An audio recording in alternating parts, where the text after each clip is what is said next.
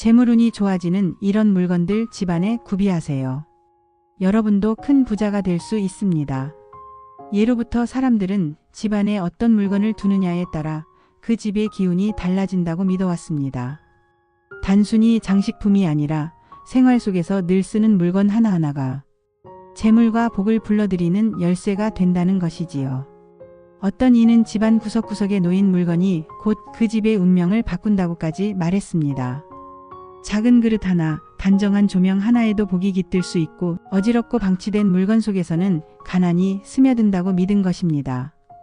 그래서 옛사람들은 집안을 돌보며 항상 물건 하나에도 의미를 부여했고 그 속에서 기륭을 점치기도 했습니다. 심지어 물건의 재질과 색깔, 놓인 방향까지 따져 집안의 복과 재물의 흐름을 가늠하기도 했습니다. 나무로 된 그릇은 따뜻한 생기를 불러들이고 금속으로 된 장식은 단단한 재물운을 지켜낸다고 여겼습니다. 집안의 물건은 단순한 장식이 아니라 그 집의 운명을 담는 그릇처럼 여겨졌던 것입니다. 오늘은 집안에 두기만 해도 가난을 쫓고 불을 부른다고 전해지는 5가지 물건을 알려드리며 이 물건들에 담긴 전통적 상징과 복을 끌어들이는 의미까지 더욱 자세히 풀어드립니다. 첫째, 새 지갑. 지갑은 재물이 드나드는 문과도 같습니다. 낡고 해진 지갑은 돈을 잡아두지 못하고 새 지갑은 재물이 들어와 머물게 한다고 믿습니다. 그래서 옛사람들은 해마다 특정 시기에 지갑을 바꾸며 재물운을 새롭게 연다고 하였습니다. 어떤 이는 지갑 속에 금빛 종이나 붉은 종이를 넣어두어 재물의 기운을 지킨다고도 전했습니다. 아침에 지갑을 열어 밝은 빛을 보여주는 것도 금전운을 깨우는 의식처럼 여겨졌으며 이때 지갑 속이 단정히 정리되어 있으면 더 큰 불을 불러온다고 믿었습니다. 작은 동전 하나라도 가지런히 두면 재물이 흩어지지 않고 모이며 지갑은 단순한 도구가 아니라 재물이 머무는 집이 된다고 여겼습니다. 또한 풍수에서는 지갑의 색깔과 소재에도 의미를 부여했습니다. 황금빛이나 붉은색 지갑은 양의 기운을 끌어들이고 가죽처럼 단단한 소재는 재물을 오래 머물게 한다고 여겼습니다. 심지어 지갑을 동쪽 방향에 두면 아침에 양기가 함께 들어와 재물운이 강해진다는 이야기도 전해졌습니다. 지갑 속에 늘 약간의 현금을 넣어두는 것도 중요한 습관으로 여겨졌습니다. 빈 지갑은 빈 집과 같아 가난을 부른다고 믿었기 때문입니다. 그래서 옛사람들은 작은 금액이라도 지갑 속에 꼭 남겨두며 복이 떠나지 않는다고 말했습니다. 결국 새 지갑을 갖는다는 것은 단순히 물건을 바꾸는 것이 아니라 삶의 흐름을 새롭게 하고 행운과 불을 불러들이는 상징적인 시작이 되는 것입니다. 이렇게 지갑은 단순한 생활용품을 넘어 주인의 마음가짐과 재물의 흐름을 함께 바꾸는 황금빛 열쇠로 여겨졌습니다. 둘째, 가득 찬 쌀통. 옛사람들은 쌀을 단순한 곡식이 아니라 곧 재물과 같은 존재로 여겼습니다.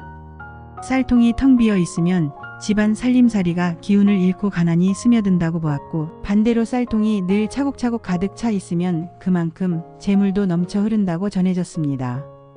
풍요로운 밥상은 단순히 먹거리를 의미하는 것이 아니라 집안의 기운이 충만하고 복이 들어온다는 신호로 해석되었습니다. 특히 쌀은 씨앗이자 곧 생명으로 여겨져 그 속에 재물과 자손번창의 의미까지 함께 담겼습니다. 어떤 지역에서는 쌀통에 붉은 종이나 금빛 장식을 함께 넣어두어 재물의 기운을 붙잡는 풍습도 있었습니다. 또 아침마다 쌀을 한 움큼 떠내며 감사의 마음을 담으면 그 집은 가난하지 않다는 말이 전해졌습니다. 또한 쌀통은 집안의 어머니와 같은 존재로 여겨져 늘 채워져 있어야 가족의 기운이 안정되고 자손들이 굶주리지 않는다고 믿었습니다. 집에 손님이 왔을 때 쌀통을 보여주는 것은 곧 그 집안의 부와 여유를 자랑하는 상징이기도 했습니다. 일부 지역에서는 쌀통 위에 작은 향을 피우거나 금빛 장식물을 걸어두어 쌀과 함께 복의 기운을 묶어두려 했습니다.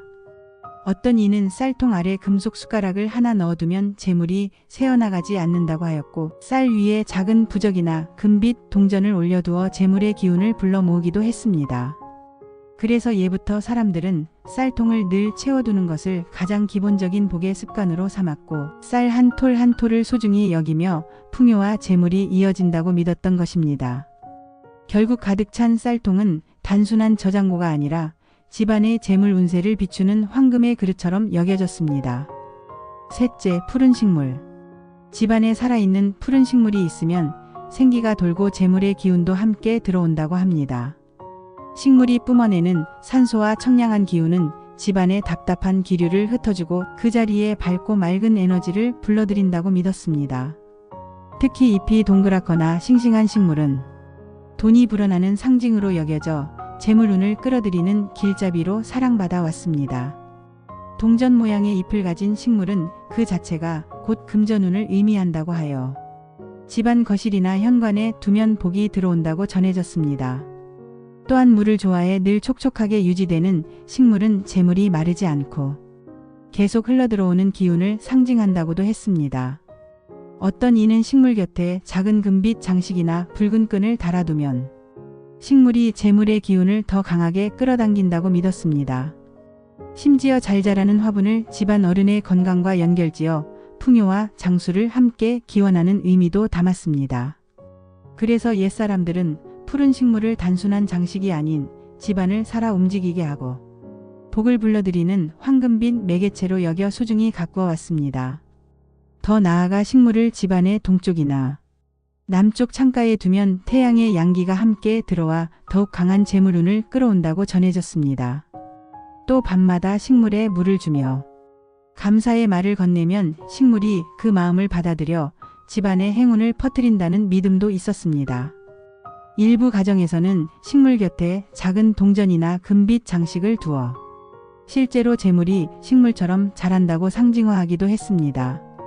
심지어 집안에 두는 식물의 수가 홀수이면 기운이 활발해져 재물이 불어나고 짝수이면 안정된 부가 이어진다고 해석하기도 했습니다. 이렇게 식물은 단순히 푸른 잎을 넘어 가족의 건강과 장수 그리고 집안의 부까지 이어주는 살아있는 부적처럼 여겨졌습니다. 넷째, 저금통. 동전이나 지폐를 담아두는 작은 저금통조차도 재물이 모이는 그릇으로 여겨졌습니다.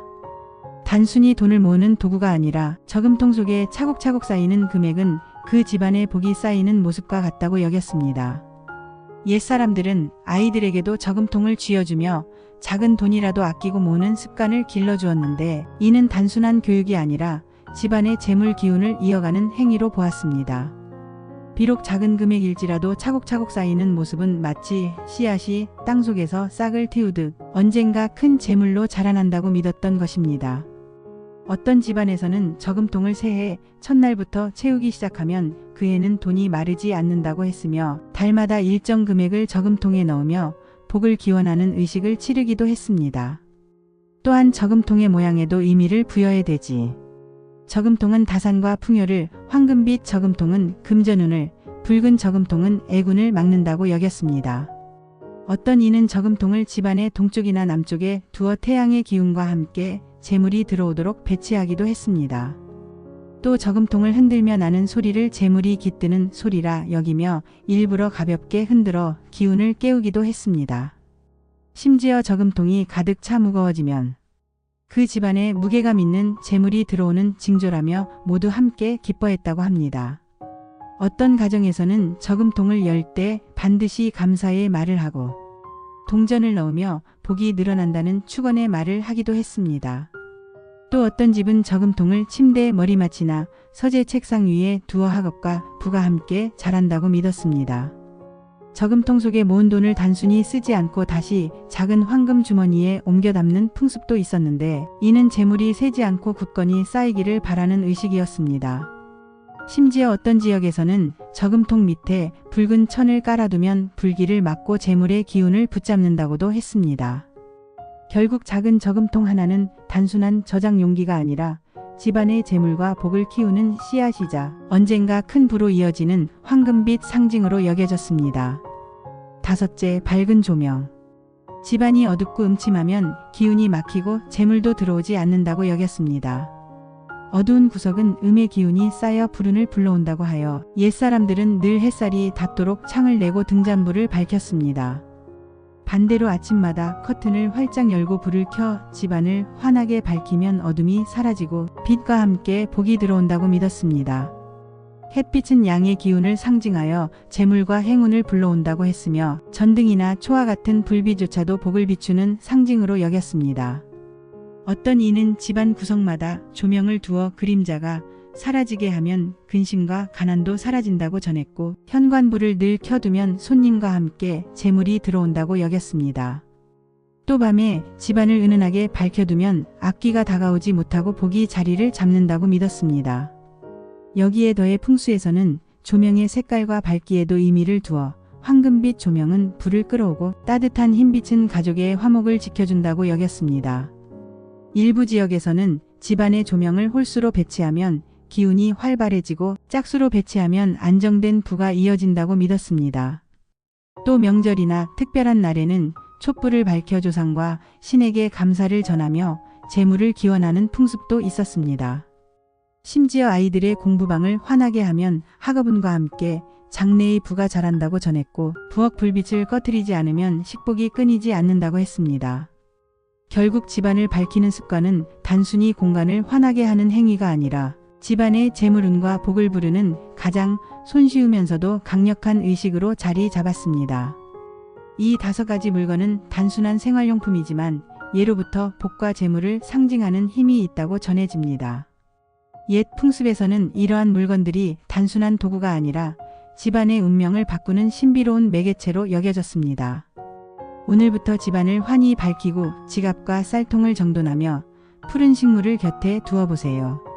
작은 습관 하나가 곧 커다란 기운이 되어 가족의 삶을 지켜주고 문지방을 넘어오는 발걸음마다 복이 깃든다고 전해졌습니다. 특히 저금통에 쌓이는 동전의 소리, 새 지갑 속에서 반짝이는 지폐, 아침 햇살을 받아 반짝이는 쌀 한 톨까지 모두 재물이 불어나는 신호로 해석되었습니다. 이렇게 사소한 생활의 움직임이 쌓이면 결국 큰 부와 행운을 불러오고 당신의 삶 전체를 황금빛으로 물들이며 풍요와 기쁨을 함께 가져다 줄 것입니다. 감사합니다.